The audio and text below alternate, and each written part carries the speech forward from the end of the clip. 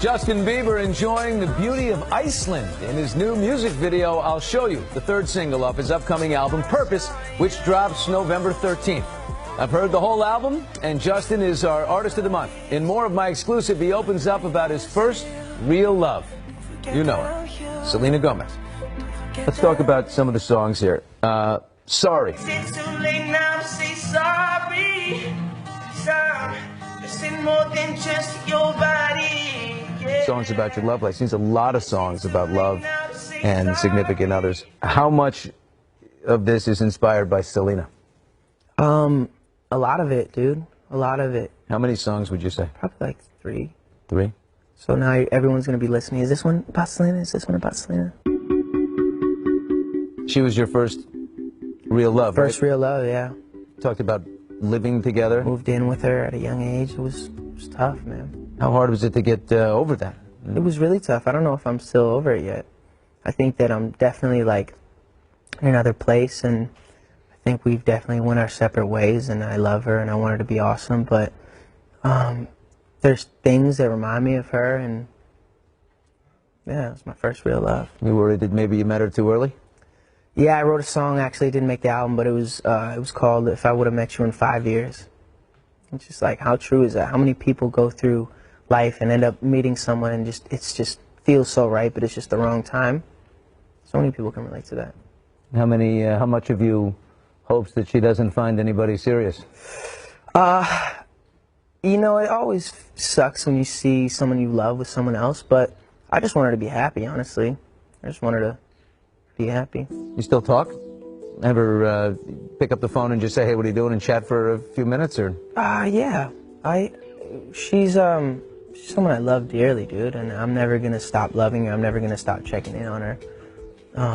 I don't think relationships, if you end a relationship, you should end that, unless it was super toxic and you guys were hurting each other physically or mentally, but we always respected each other, and we still respect each other. Why did you break up? It sounds like it's a good connection. Yeah, I think we're young, and there's things that we did and things that we said to each other that were just kind of like, we broke some barrier. It's things you just don't say to someone you love or do to someone you love. Out of immaturity, or? Out of immaturity and out of selfishness and out of just being human, dude. That's it.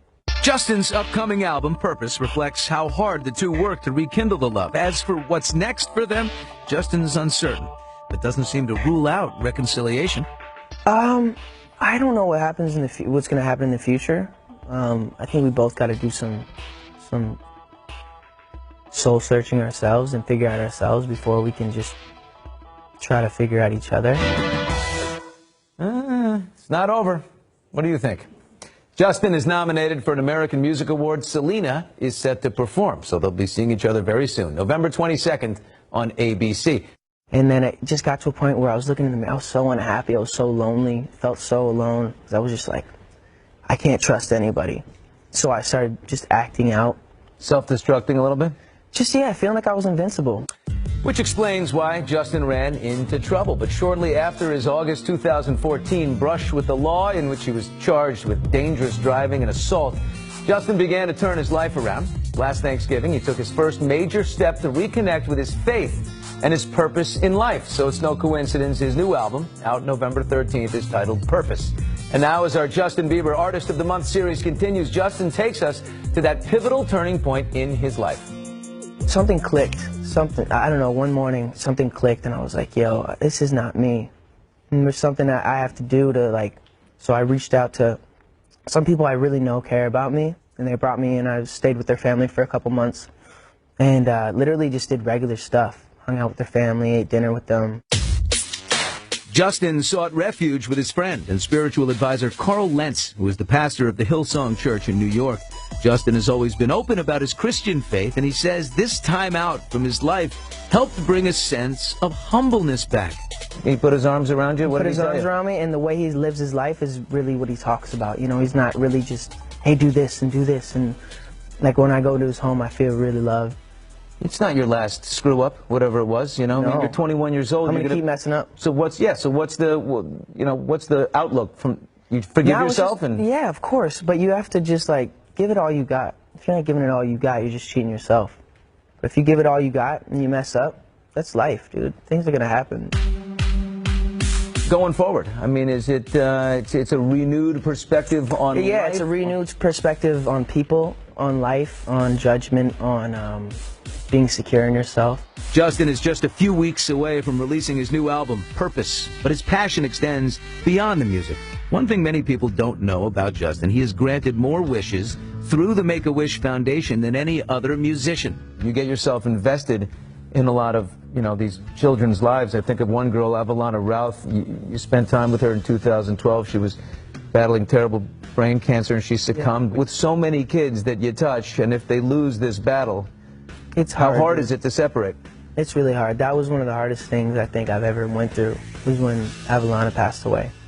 And we'd spent so much time together laughing and just, yeah, dude, it was hard. But you know that you were able to make a difference in their life and make them smile. So I'm happy and know that she's in an awesome place right now. So much of it is low pro. Yeah. That you do it. Eventually, some things obviously become public. People find out. But how important is it to you to balance? Does that balance the fame? Does that make sense of the life? It makes everything worth it in the end. Like being able to just sit down with those kids and just see them smile and like really make that difference in their life is like nothing like it. And you walk away feeling so good about yourself too. So it's a win-win. Just last week, I was hosting the Make-A-Wish Chapter Awards, where all the employees nationwide of Make-A-Wish came together, and these two little girls came on stage, Make-A-Wish kids, Ilea and Emma, and told about their day with Justin Bieber in Los Angeles, and the way these little girls in a tough place in life lit up. It was awesome to see.